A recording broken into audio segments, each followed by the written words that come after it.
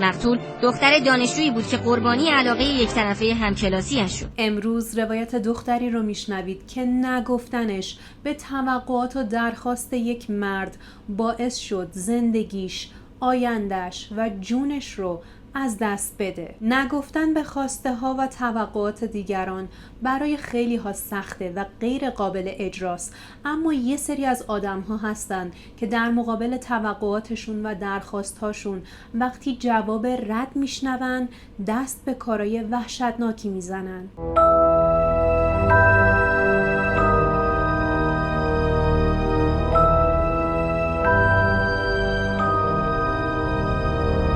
به کانال کریمینال شادوز خوش اومدید. من شهردخت هستم، راوی این پرونده، و اگر مخاطب پرونده های جنایی هستید تا آخر این ویدیو کنارم باشید. قبل از شروع حتما این ویدیو رو لایک کنید و در طی ویدیو نظرتون رو کامنت کنید. بریم به تهران. 15 تیر سال 90 ساعت 2:30 بعد از ظهر مردم محله پل مدیریت همه جمع شده بودن زیر پل آبرپیاده و بهت زده به صحنه‌ای نگاه می‌کردن که عملاً یک کابوس واقعی بود. اما این همه ترس و وحشت برای چی بود؟ 2 دختر که دانشجوی دانشگاه علامه بودن اون روز داشتن از روی پل آبرپیاده‌ای که سمت پل مدیریت بود رد می شدن تا برن خونهشون، اما متاسفانه هیچ وقت از اون پل رد نشدن، چون وقتی داشتن از روی پل عبور می کردن یک مرد که صورتش رو با یک پارچه مشکی پوشونده بود از پشت سرشون بهشون نزدیک میشه و شروع میکنه بهشون حمله کردن. اون مردی که صورتش رو با پارچه پوشونده بود اولش با هر 2 دختر کاری نداشت و فقط به یکی از دخترها با چاقو حمله کرده بود و داشت بهش مدام ضربه میزد. اما دختر دوم وقتی متوجه میشه مرد غریبه داره به دوستش آسیب وارد میکنه وارد عمل میشه و تلاش میکنه اون مرد رو متوقف کنه. همینجا اون ضارب تلاش میکنه تا دختر دوم رو هم زخمی کنه و دست دختر دوم هم زخمی میشه. دختر اول روی زمین افتاده بود و ضارب همچنان داشت به ضربه زدنش ادامه میداد و دقیقاً 30 ضربه چاقو به شکم و پهلوی این دختر وارد کرده بود. این اتفاقات به حدی واضح و در ملأ عام، اون هم در عرض چند دقیقه اتفاق افتاده بود که آبرایی که داشتن رد می شدن با شنیدن صدای جیغ دخترها و دیدن این صحنه فوراً دخالت میکنن. یه نفر واسه این که بتونه ضارب رو مهار کنه با یه میله آهنی از پشت میکوبه توی کمر اون مرد و همین ضربه باعث میشه بقیه شهامت بیشتری پیدا کنن و بیان توی صحنه. همه مردم در تلاش بودن که اون مرد رو متوقف کنن تا دست از سر این دخترها ورداره و ولشون کنه، اما همین حین متوجه میشه که دست خودش رو با چاقوی خودش بریده و اون لحظه انگار یهو به خودش میاد و متوجه میشه توی یک محیط شلوغ گیر افتاده و دورش مردم حلقه زدن. یه لحظه احساس خطر میکنه، برای همین چاقویی که تو دستش بوده رو میگیره سمت جمعیت و تو هوا میچرخونه تا مردم رو بترسونه تا بهش اجازه بدن از اون محیط فرار کنه. همین که دورش یکم خلوت‌تر میشه به سمت پله‌های پل آبرپیاده میدوه و تلاش میکنه اونجا جلوی یک موتور یا ماشین رو بگیره تا سوارش کنه و بتونه به راحتی محل جنایت رو ترک کنه. اما به محض اینکه میرسه به پایین پل پاش پیچ میخوره و میخوره زمین. همین کافی بود تا مردم از بالای پل برسن بالای سرش، نقابش رو از روی صورتش بردارن، چاقو رو از دستش بگیرن و فوراً با پلیس تماس بگیرن. نقاب رو که از روی صورتش برمیدارن متوجه میشن ضارب یک پسر خیلی جوونه. فوراً با اورژانس تماس میگیرن، اما اورژانس به محل دیر میرسه. مردم برای نجات جون اون 2 دختر جلوی یک وانت رو میگیرن و 2 دختر رو میذارن توی وانت و میرسونن به بیمارستان. دختری که دستش آسیب دیده بود اسمش مرضیه بود و توی بیمارستان بستری میشه. دختر دوم مهسا امین فروغی 22 ساله بود و هدف اصلی ضارب این پرونده که متاسفانه قبل از اینکه به بیمارستان برسه به خاطر خونریزی شدیدی که داشته و پاره شدن رگ‌های اصلی بدنش به قدری خون ریزی کرده که قبل از رسیدن فوت شده. برگردیم سر صحنه جرم. بالاخره بعد از نیم ساعت ماموران کلانتری ده ونک خودشون رو به محل حادثه رسوندن و مجرم رو دستگیر کردن و منتقل کردن به کلانتری و همون موقع بازپرس از دادسرای جنایی برای بازجویی از این مجرم به کلانتری ده ونک رفت. زارب کوشا پارسا مطلق 23 ساله بود، ساکن کرج بود و دانشجوی رشته ادبیات دانشگاه علامه. کوشا و مهسا هر دو دانشجوی سال آخر رشته ادبیات فارسی بودن و در واقع هم کلاسی هم بودن. پارسا توی اعترافاتش میگه که حدوداً 1.5 سال قبل مهسا رو توی دانشگاه دیده و به خاطر اینکه دختر خوب و محجوبی بوده بهش علاقه‌مند شده. اوایل فقط از مهسا خوشش می اومده، اما جسارت پیشنهاد دوستی دادن به مهسا رو نداشته. بعد از گذشت چند ماه این جسارت رو پیدا میکنه و میره جلو و بهش پیشنهاد دوستی میده. ولی مهسا از همون اول خیلی واضح و روشن و شفاف آب پاکیو میریزه رو دست این پسر و پیشنهادش رو رد میکنه. کوشای خوشخیال هم با خودش میگه این جواب رد حتما از سر اینه که این دختر به قدری حجب و حیا داره که درخواست من رو رد کرده. برای همین دیگه ترسش ریخته بود، مدام میرفت جلو و بهش پیشنهاد میداد، اما 1% هم با خودش فکر نمیکرد که شاید این دختر از من خوشش نمیاد و باز بهش اصرار میکرد که به اون و این رابطه یک شانس دوباره بده و پیشنهادش رو قبول کنه. کوشا به قدری ترسش از پیشنهاد دادن ریخته بود و جسارت پیدا کرده بود که مدام میرفت جلو، پیشنهاد دوستی میداد. وقتی رد میشد به مهسا میگفت من اصلا قصد مزاحمت ندارم، قصدم خیره و بهش پیشنهاد ازدواج میداد. اما این بار مهسا نه تنها پیشنهاد کوشا رو رد میکنه، بلکه با رفتارش جوری اون رو تحقیر میکنه که کوشا بهش بر میخوره و همون لحظه احساس میکنه توی دلش یک کینه کوچولو از مهسا کاشته شده. متاسفانه این کینه هر روز توی دل کوشا بزرگ و بزرگتر میشد و تمام رفتارهای مهسا رو زیر نظر گرفته بود. انقدر بهش حساس شده بود که با کوچکترین حرفش یا رفتارش احساس میکرد مهسا از قصد داره جلوی بچه‌های دانشگاه اون رو مسخره میکنه و همچنین بچه‌های دیگه هم دارن غیر مستقیم اون رو مسخره میکنن. میشه گفت تا حدی هم حق داشت، چون محیط دانشگاه کوچیکه و تمام خبرها دهن به دهن پخش میشه جوری که اصلا فکرش رو نمی کنی و خب میشه گفت رفتار بچه ها رو از دور میدید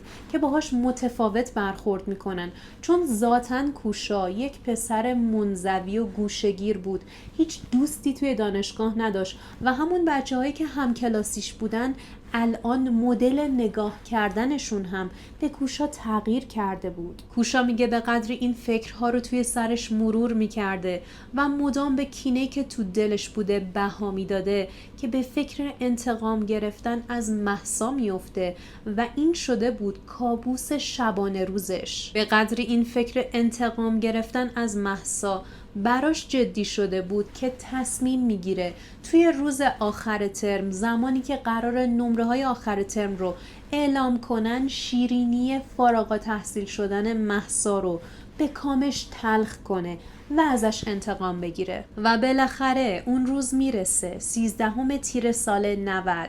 وقتی میخواسته از خونه بره بیرون، چاقوهاش رو که از قبل خریده بوده بر میداره و میره دانشگاه، اما هرچی منتظر میمونه مهسا اون روز نمیاد و نقشه های کوشا نقش براب میشه. کوشا که حسابی حالش گرفته شده بود، با چاقوهایی که توی کیفش و جیبش جاساز کرده بود برمیگرده خونه، تا اینکه متوجه میشه روز چهارشنبه قرار نمرات سال آخریا رو اعلام کنن و قطعاً اون روز مهسا میاد دانشگاه و میتونه نقشش رو اونجا عملی کنه. برای همین ساعت 8 صبح روز چهارشنبه دوباره همه اون چاقوها رو بر میداره، جاساز میکنه توی لباسش و کیفش و دوباره راه میفته میره دانشگاه و تا ساعت 1 بعد از ظهر توی حیاط دانشگاه زیر آفتاب منتظر مهسا میشینه. بالاخره مهسا و دوستش مرضیه وارد دانشگاه میشن.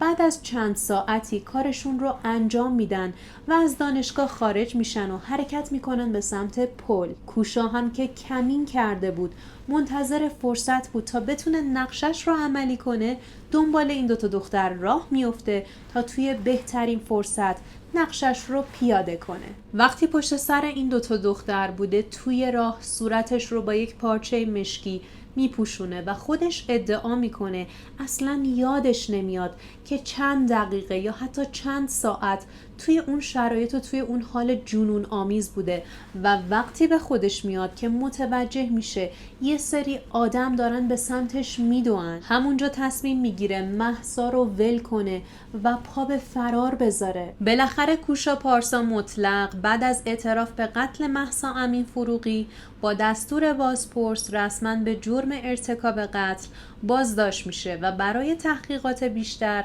فرستاده میشه به اداره آگاهی. کوشا اصالتاً کرمانشاهی بود و توی کرج تنها زندگی میکرد. پدر و مادرش کرمانشاه بودن و برخلاف انتظار خیلی‌ها اتفاقاً کوشا از یک خانواده تحصیل کرده اومده بود. پدرش فوق لیسانس داشت و کارمند بازنشسته دانشگاه علوم پزشکی بود. مادرش هم همونجا کار میکرد و بازنشسته شده بود. یه خواهر داشت که 4 سال ازش بزرگتر بود و یک برادر کوچیکتر. خواهرش فوق لیسانس داشت، خودش هم که توی یکی از بهترین دانشگاه‌های تهران قبول شده بود. به غیر از همه اینها پسر درس خون و سربراهی بود. به ظاهر یه خانواده معقول و موجهن. درسته، اما باید بهتون بگم اصلا اینطور نیست، چون مدام توی خونشون تنش و دعوا بود. مادر و پدرش مدام با هم بحث میکردن و به قدر این تنش بالا میگرفت که کار کوشا به روانپزشک و مصرف دارو رسیده بود. کوشا همیشه به خاطر بحث و دعوای پدر و مادرش مدام اضطراب میگرفت، استرس داشت و مواجه شدن با آدمهای جدید به شدت براش سخت بود. از اونجایی که خانوادش تهران نبودن، خبر دستگیری 6 روز بعد بهشون میرسه و وقتی پدرش به کلانتری مراجعه میکنه شوکه میشه، چون اصلا باورش نمیشده پسری که لای پرقو بزرگ کرده بود دست به چنین کار وحشتناکی بزنه. البته حق داره، هر پدر و مادر دیگه هم که باشه با شنیدن چنین خبری شوکه میشه. پلیس هرچی براش توضیح میده که پسرت به 2 دختر جوون حمله کرده، یکیشون رو به قتل رسونده و یکی دیگر رو هم زخمی کرده، این مرد باورش نمی شده. نه تنها این مرد بلکه پلیس هم از رخ دادن چنین حادثه‌ای توی محلی که توش کار میکردن شوکه شده بودن، چون توی اون منطقه هیچ وقت چنین جرمی رخ نداده بود. این خبر به قدری شوکه کننده بود که بعد از انتشارش توی رسانه ها رئیس قوه قضاییه دستور محاکمه خارج از نوبت این متهم رو میده. توی مراسم مهسا خاتمی هم شرکت کرد و به خانواده تسلیت گفت، چون این پرونده توی اون سال خیلی سر و صدا کرده بود و فیلم این اتفاق تلخ بین مردم داشت دست به دست می شد. توی تاریخ 5 مرداد سال 90 دادگاه کوشا پارسا به صورت علنی برگزار میشه و قرار بوده ساعت 8 متهم رو ببرن دادگاه، اما به قدری لفت میدن که دادگاهش با تأخیر توی ساعت 11 برگزار میشه. توی دادگاه کارشناس‌های پزشکی قانونی اعلام میکنن که کوشا پارسا در سلامت کامل روان به سر میبره و روز حادثه هیچ چیزی مصرف نکرده، توی حالت طبیعی بوده و خودش هم به قتل عمد اعتراف کرده. پس طبق مدارکی که توی پرونده هست کوشا پارسا گناهکاره و باید به اشد مجازات برسه. وکلای پدر و مادر مهسا میان توی جایگاه و به نمایندگی از مادر و پدر مهسا که به خاطر حال بد روحیشون نتونسته بودن توی دادگاه شرکت کنن، درخواست قصاص کوشا رو توی محل حادثه میکنن، یعنی پل مدیریت. بعد از این شاهد اصلی این ماجرا یعنی مرضیه دوست مهسا که روز قتل با مهسا بوده و خودش هم از قربانی‌های این ماجرا بود به جایگاه میاد. قاضی از مرضیه راجع به روز حادثه سوال میپرسه و مرضیه میگه که از سال اول دانشگاه با مهسا آشنا شده و به خاطر خصوصیات اخلاقی و رفتاریشون که خیلی به هم شباهت داشته خیلی سریع با هم صمیمی شدن. مرضیه میگه مهسا دختر فوق‌العاده خوبی بود، خانواده خوبی داشت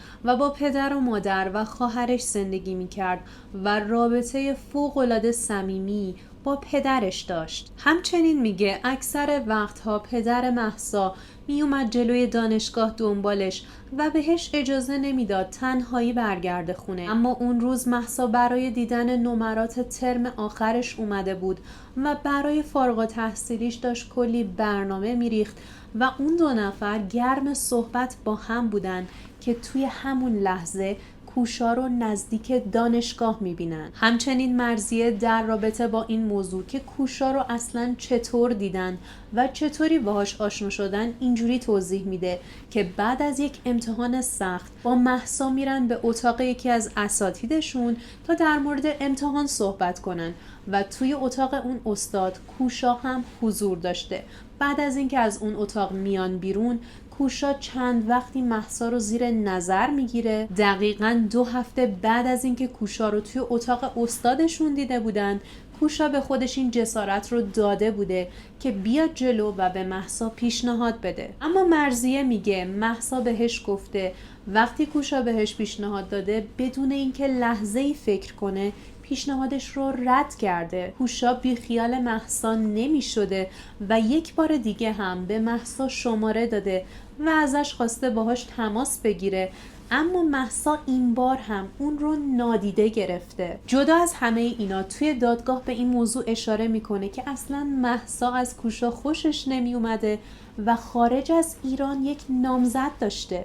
کوشا به قدری برای دوستی با مهسا جدی بود که دست به دامن مرضیه هم شده بود تا این وسط وساطت کنه، اما مرضیه بهش گفته بود اولا مهسا از تو خوشش نمیاد و بعد از فارغ التحصیلی قصد داره از ایران بره. مرضیه به این موضوع هم اشاره میکنه که بعد از اون صحبت‌ها و دیدار دیگه بین اون و کوشا اتفاق خاصی نمیفته و صرفاً فقط کوشا رو توی دانشگاه میدیدن تا روز حادثه. اون روز مهسا و مرضیه از پله‌های پل آبرپیاده بالا میرن و وقتی میرسن بالای پل مهسا جلوتر از مرضیه در حال صحبت کردن بوده که همون لحظه یک مرد که نقاب مشکی زده بوده از کنار مرضیه رد میشه و مهسا رو میچسبونه به نرده های پل و شروع میکنه بهش مشت زدن. مرضیه میگه اول فکر میکردم که اون مرد داره به بدن دوستم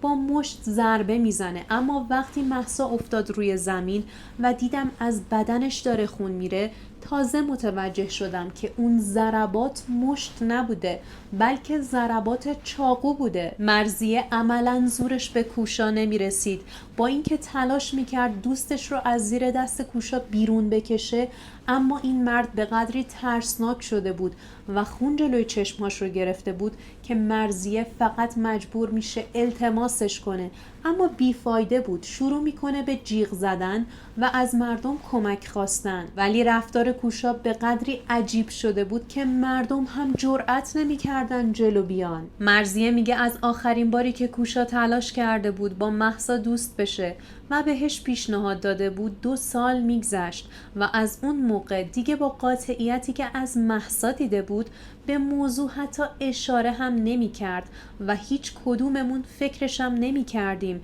که کار به این جاها بکشه. مثل این که برخلاف چیزی که کوشا توی بازجویی‌هاش اعتراف کرده بوده، کوشا اصلاً درخواست ازدواجی به مهسا نداده بوده و مرضیه میگه که کوشا همیشه ازش درخواست دوستی کرده، نه پیشنهاد ازدواج. و مرضیه میگه کوشا مدام دنبال جلب توجه مهسا بود، چون پسر منزوی بود، هیچ دوستی توی دانشگاه نداشت و قاطی هیچ جمع دوستانه یا اکیپی هم نمیشد. قاضی از تمام شاهدهایی که توی روز حادثه توی اون محل بودن درخواست میکنه تا دونه دونه به جایگاه بیان و در مورد اون روز توضیح بدن. یکی از شاهدها دختر جوونی بود که توی همون دانشگاه درس میخوند، اما ادعا کرده که مرضیه و مهسا رو نمیشناخته، اما اون روز از پله های پل داشته بالا میرفته که وقتی به بالای پل میرسه صدای جیغ یک دختر دیگر رو میشنوه و متوجه میشه که یک مرد با هیکلی درشت داره با چاقو به بدن یکی از دخترها ضربه میزنه. این دختر گفته از شدت ترس فقط جیغ میزده و همون لحظه چند تا مرد از پله های پل بالا میان که احتمال میداده کارگرهای رستورانی بودن که پایین پل بوده و بعد از شنیدن صدای جیغ اون اومدن از پله ها بالا تا کمک کنن اون پسر رو از اون دختر جدا کنن. یکی دیگه از شاهدای اون ماجرا یکی از همون کارگرهای رستوران بود که میگفت با طولانی شدن صدایی که از بالای پل میومد دویدیم از رستوران بیرون، رفتیم بالای پل و دیدیم قاتل با حالت وحشیانه‌ای با 2 تا چاقو همزمان به 2 طرف بدن دختر داره ضربه میزنه. حتی شنیدن چنین چیزی لرزه به تن آدم میندازه، دیگه چه برسه به این که توی اون موقعیت قرار داشته باشی و این صحنه رو ببینی. اون کارگر میگه وقتی رسیدیم بالای پل کاملا مشخص بود که اون دختر داره نفسهای آخرش رو میکشه. همچنین ادامه میده برای اینکه بتونن قاتل رو متوقف کنن با یک میله آهنی به پشت کمر این پسر ضربه محکمی وارد میکنن و همونجا این پسر دختر رو رها میکنه و شروع میکنه به فرار کردن. اما از اونجایی که کارگرهای زیادی روی پل جمع شده بودن دورش، مانع فرار کردنش میشن و پایین پل توی یک خاکی اون رو میگیرن، نقابش رو بر میدارن، با پلیس تماس میگیرن و بعد از نیم ساعت تأخیر پلیس اون رو تحویل مامورهای کلانتری میدن. شاهد بعدی نگهبان پل بود که میگه اگر اون جوونها کارگرهای رستوران نبودن این قاتل میتونست به راحتی فرار کنه، چون نیم ساعت طول کشید مامورا برسن و اگر این جوونا نبودن قاتل به راحتی فرار میکرد. و نکته جالب اینه که به غیر از مامورای کلانتری که تأخیر داشتن، اورژانس هم با 45 دقیقه تأخیر به محل رسیده و مامورهای آتش نشانی که توی محل حضور داشتن مجبور شدن جلوی یک وانت رو بگیرن و این 2 تا دختر رو سوار وانت کنن و با وانت بفرستن به بیمارستان. از همه دردناکتر مردمی بودن که توی این صحنه شاهد بودن و به جای اینکه برن جلو و جلوی این قاتل رو بگیرن همشون دوربین دستشون بود و از این صحنه داشتن فیلم میگرفتن و اون دختر جلوی چشم این مردم جون داد و از بین رفت. یه مورد ناراحت کننده‌ای که تمام شاهدا بهش اشاره کردن این بود که اون روز یک ماشین گشت پلیس هم توی محل بوده، اما با اینکه جریان رو میبینه سریع از اونجا میره و دخالتی نمیکنه. برخلاف شهادت شاهدا برای این مسئله گویا بعدها معلوم میشه که برگه گزارش وجود ماشین گشت توی محل و امضای شاهدا توی پرونده گذاشته نشده یا اینکه یه نفر اون رو از بین برده و گم شده. متاسفانه گم شدن اظهارات شاهدهای یه پرونده توی چنین پرونده های زیاد پیش میاد و مشخص نیست مسئولش کیه. بعد از شاهدا نوبت به پدر کوشا میرسه که به جایگاه میاد و توضیح میده که پسرش پسر سربراهی بوده، هیچ وقت سراغ جرم و جنایتی نرفته و اصلاً به نظر نمی اومد که توی سرش چنین افکار شومی رو پرورش داده باشه. همچنین ادامه میده که کوشا هفته پیش باهاشون تماس گرفته و بهشون گفته بعد از پایان امتحاناتش قصد داره به مسافرت بره، اما ما فکر نمی کردیم کوشا بخواد دست به چنین کاری بزنه. بالاخره نوبت کوشا میشه که به جایگاه بیاد و از خودش دفاع کنه، اما به قدری حالش بد بوده، استرس داشته که وکیلش تا جایگاه همراهیش میکنه. قاضی ازش میپرسه شما به این دختر جوون علاقه‌مند بودی؟ کوشا هم میگه بله، به مهسا علاقه داشتم و هر روز علاقم بیشتر میشد و بی‌توجهی مهسا هیچ تأثیری روی علاقه من به اون نداشت. قاضی میپرسه مهسا نسبت به رفتار چه واکنشی نشون میداد؟ کوشا هم راستشو میگه که اون اصلا هیچ علاقه‌ای به من نداشت و ازم مدام میخواست که مزاحمش نشم. کوشا ادعا کرد یه بار مهسا رو توی کرج سمت محل خودش دیده، دویده سمتش و تلاش کرده اون رو نگه داره و دوباره بهش پیشنهاد دوستی داده، ولی اون مسخرش کرده و رفته. کوشا میگه چندین بار تلاش کرده که این کینه و نفرت و حس انتقام نسبت به مهسا رو از ذهنش بیرون کنه، اما موفق نشده. حتی تلاش کرده وقتی توی دانشگاه توی جمع دوستاش ایستاده مهسا رو مسخره کنه، با حرف و کلام و رفتارش بهش بی‌توجهی کنه، اما این راه هم فایده نداشته و اونو آروم نمی کرده.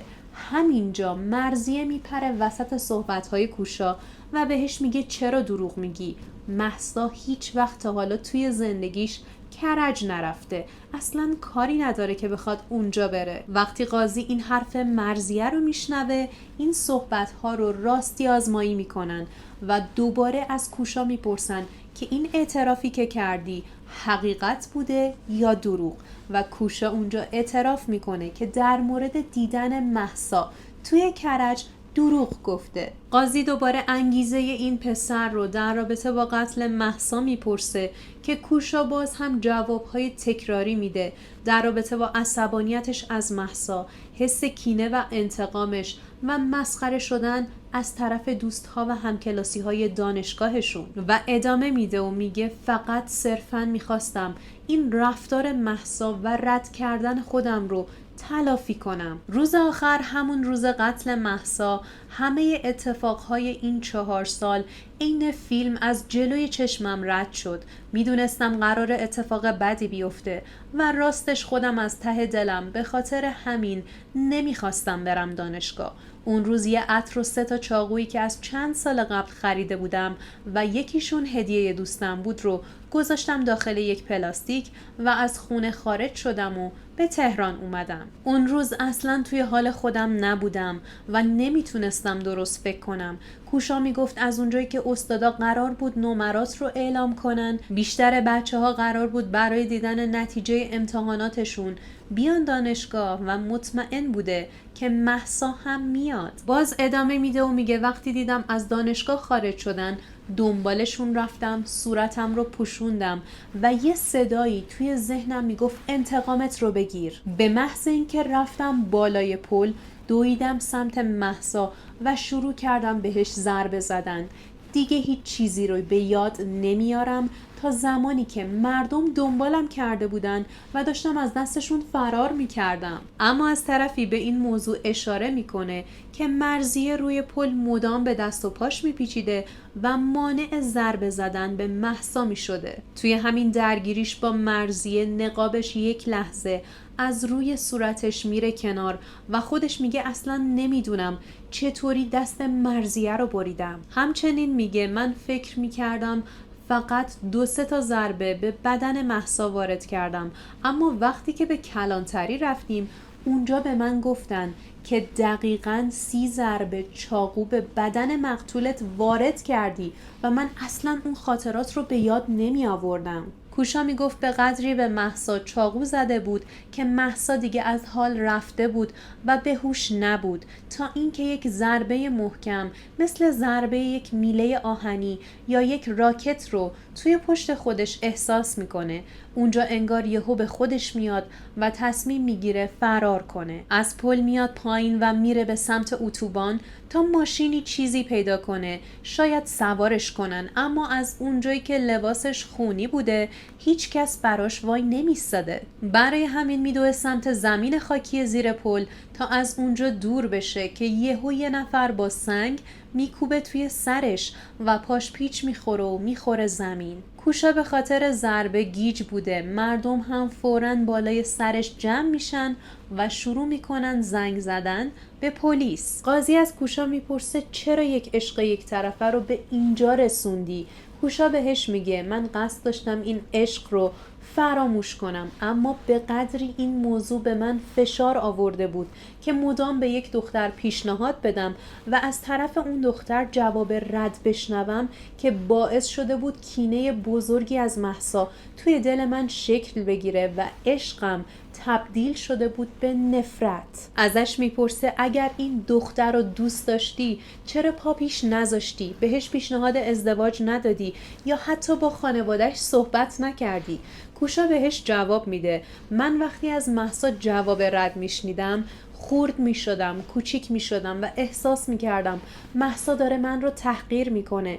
دیگه حرف زدن با خانواده‌اش هیچ تأثیری نداشت و اینجوری من با این کار خودم رو بیشتر کوچیک میکردم. در رابطه با چاقویی که استفاده کرده بوده برای این جرم توی دادگاه اینطور توضیح میده که 2 سال قبل این چاقوها رو برای کلکسیونش خریده و چاقوی سوم رو هم یکی از دوستانش بهش هدیه داده و اصلا اون اوایل قصد نداشته که با این چاقوها به کسی آسیب بزنه، اما بعد از یه مدت که فکر انتقام به سرش میزنه تصمیم میگیره که فقط چند ضربه به بدن مهسا وارد کنه تا ازش یه زهر چشمی گرفته باشه. اما طبق گفته خودش اصلا قصد نداشته که جون این دختر را بگیره. همچنین برای دفاع از خودش میگه توی خانواده‌ای بزرگ شده که مدام پر از تنش بوده. پدر و مادرش مدام در حال دعوا کردن بودن و همین موضوع باعث شده که اون از نوجوانی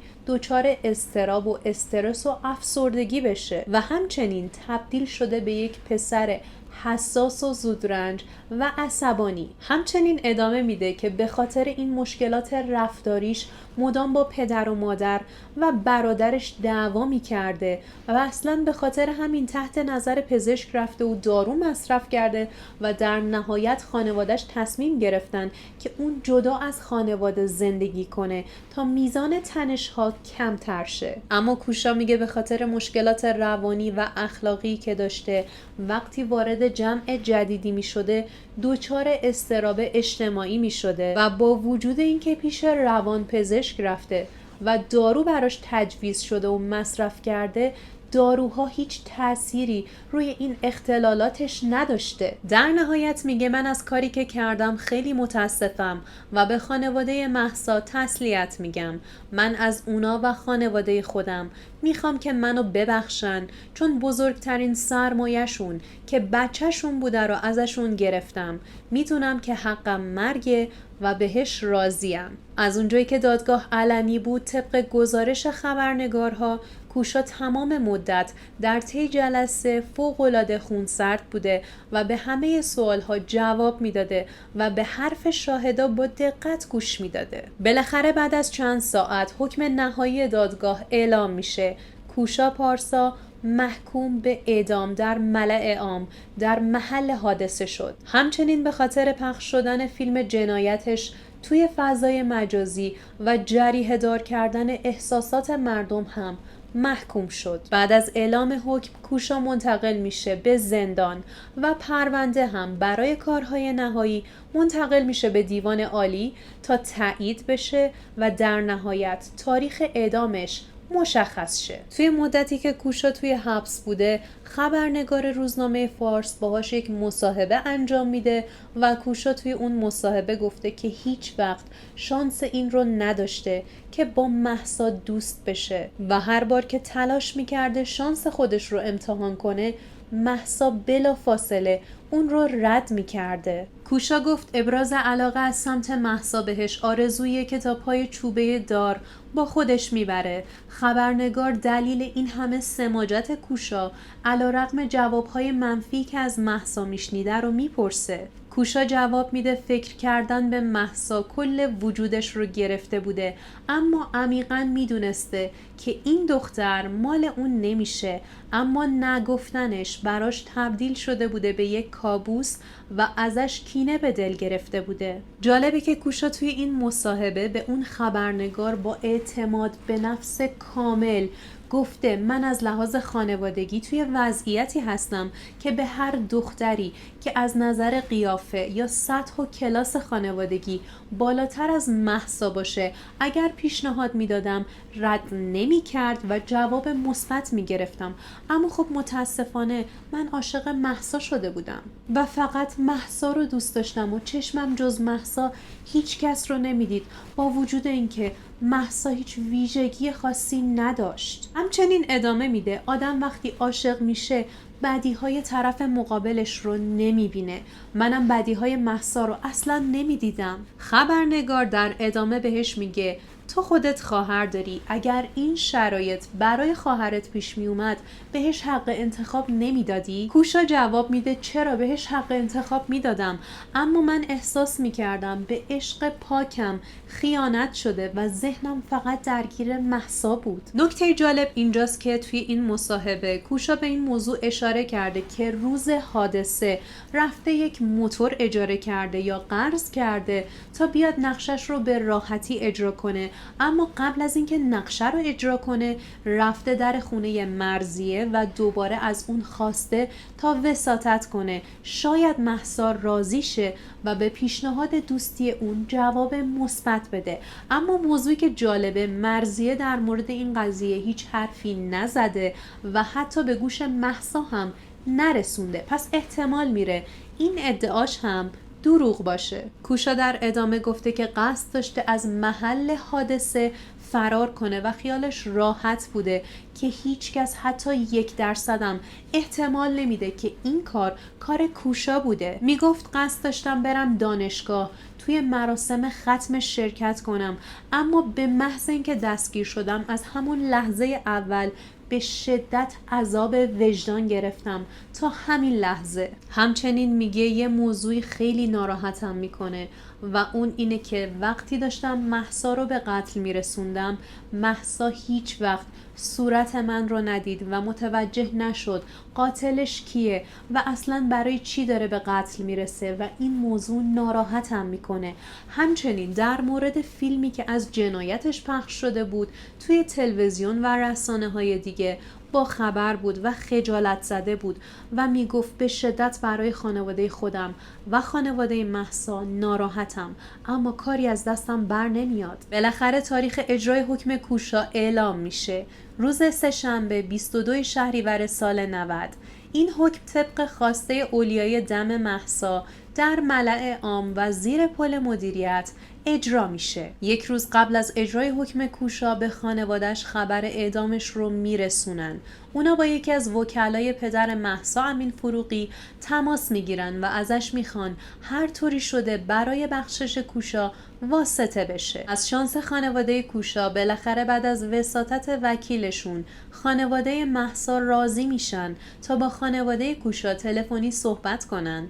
هرچی به آقای فروغی التماس میکنن که پسرشون رو ببخشه، از خون اون بگذره هیچ فایده‌ای نداشته و در نهایت موفق نمیشن که رضایت بگیرن. پدر مهسا امین فروغی توی هیچ کدوم از جلسات دادگاه شرکت نکرد و توی مصاحبهش گفته هنوز هم نمیدونم که چرا این جنایت برای دختر من رخ داد. این پدر میگه دختر من نامزد داشته و نامزدش خارج از کشور بوده و الان داره به ایران برمیگرده و چند ساعت دیگه میرسه. همچنین میگه اوضاع روحی همسرم و دخترم اصلا رو به راه نیست. در طی این سالها خودم به شخصه همیشه دخترم رو میبردم و میآوردم، چون سالها قبل توی اون منطقه یک خبر مشابه از قتل یک دختر شنیده بود و همین باعث شده بود این پدر بترسه و روی رفت آمد دخترش حساس تر باشه و در نهایت میگه از چیزی که میترسیدم سرم اومد. و متاسفانه مهسا امین فروغی 22 ساله در حالی که به فکر جشن فارغ التحصیلیش بود فوق‌العاده مظلومانه و بی‌دفاع جون خودش رو روی پل عابر پیاده از دست داد. پدر مهسا توی مصاحبهش گفته که هیچ کینه شخصی از قاتل دخترش به دل نداره و دلیل اینکه رضایت نداده صرفاً به خاطر مشکلات و خصومت شخصیش نیست، بلکه با چندین مشاور و وکیل صحبت کرده و اونها بهش گفتن این جرم و این پرونده جنبه عمومی بزرگی داره. اگر تو از خون دخترت بگذری ممکنه باز هم شاهد چنین اتفاقی توی جامعه باشیم. در نهایت به این نتیجه میرسه که اگر از قاتل دخترش و خون دخترش بگذره جلوی مردم زیر سوال میره و افکار عمومی هم تحت تاثیر این تصمیم قرار میگیره. بالاخره حکم اعدام روز سه‌شنبه 22 شهریور میره برای اجرا. تمام خبرنگارها، روزنامه‌نگارها، عکاسها توی محل حادثه جمع شده بودن و منتظر بودن تا کوشا پارسا برای اعدام به پل مدیریت منتقل شه. ساعت 4 صبح پلیس تمام مسیرها و راههایی که به اون مسیر منتهی میشد رو بسته بود و فقط کسایی اجازه عبور داشتن که مجوز رسمی برای شرکت توی اعدام رو داشتن. در نهایت کوشا توی محلی که مرتکب اون جرم وحشتناک شده بود اعدام شد و پروندهش برای همیشه بسته شد. ممنونم که تا این لحظه کنارم بودید و بی‌صبرانه منتظر شنیدن نظراتتون توی کامنت ها هستم و اگر هنوز این ویدیو رو لایک نکردید از همین پایین میتونید ویدیو رو لایک کنید، کامنت بذارید و کانال رو سابسکرایب کنید. بهتون پیشنهاد میکنم ویدیوهای قبلی کانال رو از دست ندید و مرسی.